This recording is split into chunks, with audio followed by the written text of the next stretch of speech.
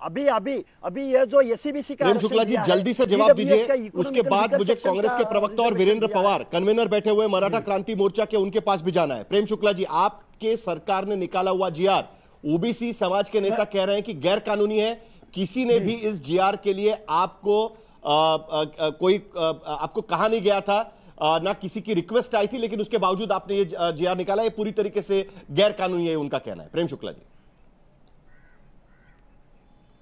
पहले मैं लक्ष्मण हाके जी का धन्यवाद करता हूँ, उन्होंने मुझे सुधारा। अन्नाभाऊ साठे जी का अन्नाभाऊ पाटिल, उन्होंने जो 1980 में जो है आंदोलन जी, अन्नाभाऊ पाटिल और उनके पुत्र नरेंद्र पाटिल के यहाँ आज ही आदरणीय देवेंद्र फडणवीस जी का जाना भी हुआ था।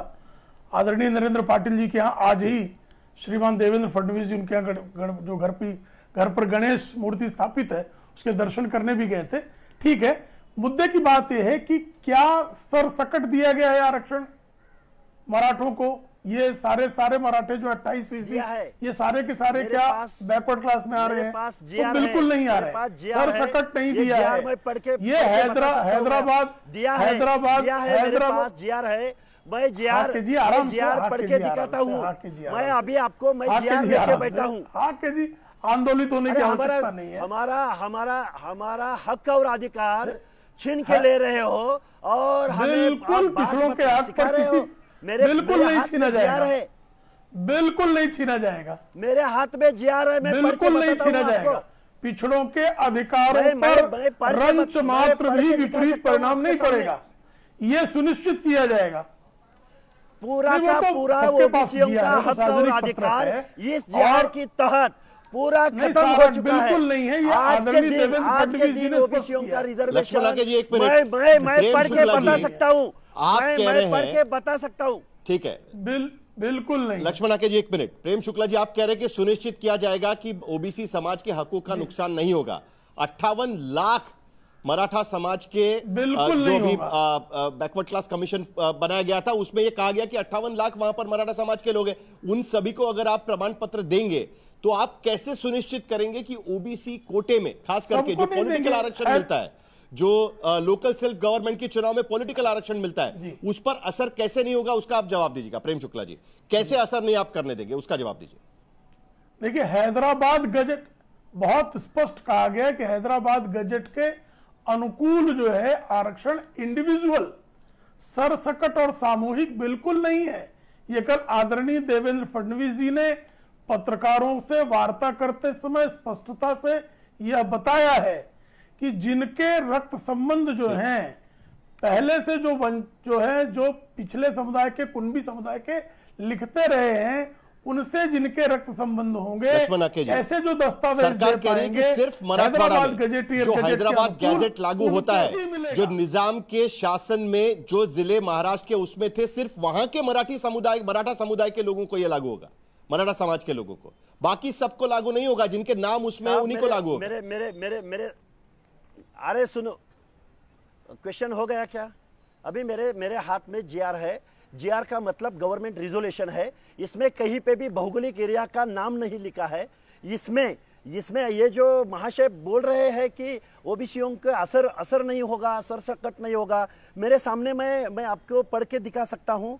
गांव वाला आदमी, कुल में जो आता है वो आदमी, और रिलेशनशिप बनने वाला आदमी अगर एक एफिडेविट दे देता है, जिसके पास कुणबी का सर्टिफिकेट है, अगर वो एक एफिडेविट दे देता है कि ये मेरे नाते में आता है, ये मेरे गांव में आता है, ये मेरे कुल में आता है, तो उनको सर्टिफिकेट देने की सिफारिश कर रहा है। ये गवर्नमेंट जीआर में लिखा है।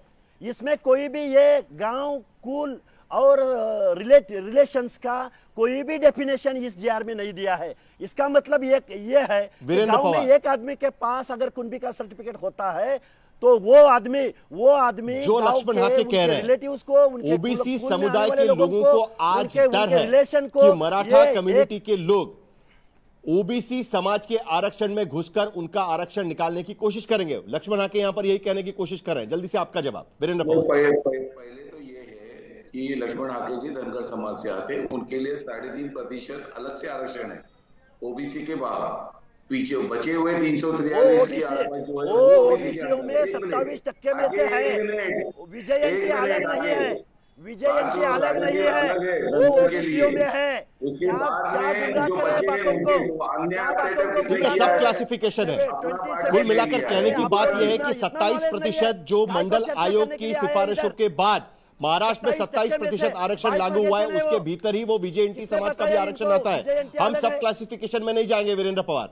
कुल मिलाकर एक आरोप ये- लगाने की कोशिश हो रही है। छगन भुजबल भी आज वही कहने की इतनी- कोशिश इतनी कर रहे बेसिक बात हैं कि मालूम नहीं है ओबीसी ये समाज के वीरेंद्र आरक्षण पवार के को। भीतर काय को इस मराठा लोगों को समाज के लोग आएंगे, उसका इसमें- नुकसान हो सकता है। वीरेंद्र पवार आपकी ये बात मराठा रखिए। समाज के चलिए, जो लोग हैं, इनकी जो नोंद है वो कुंडवी करके मिल रही है वहां पे। कुंडवी यानी जो ओबीसी में है, खेती करता है वो कुंडवी, और उनका वो आरक्षण में उनके लागू हो रहे हैं। उनके अगर डॉक्यूमेंट्स मिल रहे हैं तो उनको लेना चाहिए। ये डॉक्यूमेंट्स दबा के रखे थे। शिंदे कमेटी फॉर्म होने के बाद भी ये सब डॉक्यूमेंट्स, इनका कन्वर्जन लैंग्वेज मोडी लैंग्वेज में था, वो किया गया है। लेकिन अगर आप देखेंगे कि कोकण में रहेगा, मुंबई में रहेगा, वहां पे कुंडवी और इसका अलग है। पिछड़ा वर्ग है, एससीबीसी का अति जो पिछड़ा आरक्षण वर्ग दिया गया है, है वो घुमंतु उन नॉन लोगों को घुमंतु दिया है, गया है जिन जिनका लोगों कोई का भी हक नोंद कुंडवी अधिकार करके छीना जा नहीं रहा है। है। इनको एक भी और समझना चाहिए कि मराठवाड़ा के जो प्रांत के जो लोग हैं वो निजाम राज्य से महाराष्ट्र में जुड़े, तभी एक एग्रीमेंट की तरह वो महाराष्ट्र में आए। वहां पे जब आज भी आप अगर देखेंगे तो हैदराबाद में वहां पे मराठा करके उधर आरक्षण है, लेकिन वहीं से जो आधे जो यहाँ पे महाराष्ट्र में आए हैं उनको आरक्षण नहीं दिया गया सरकार ने, क्योंकि उनके पास जो तेलंगाना आंध्र प्रदेश में है वही महाराष्ट्र में दीजिए लक्ष्मण आके। वीरेंद्र पवार और उनके समाज के लोग वही कहने की कोशिश कर रहे हैं। गैजेटियर की बात हम लोग ने की है। ये गैजेटियर जब से लागू हो गया तब से इन लोगों की नोंद मिलेगी, और इसके लिए सरकार को जो भी करना है, हम कोई भी बेकायदेशीर नहीं कर रहे।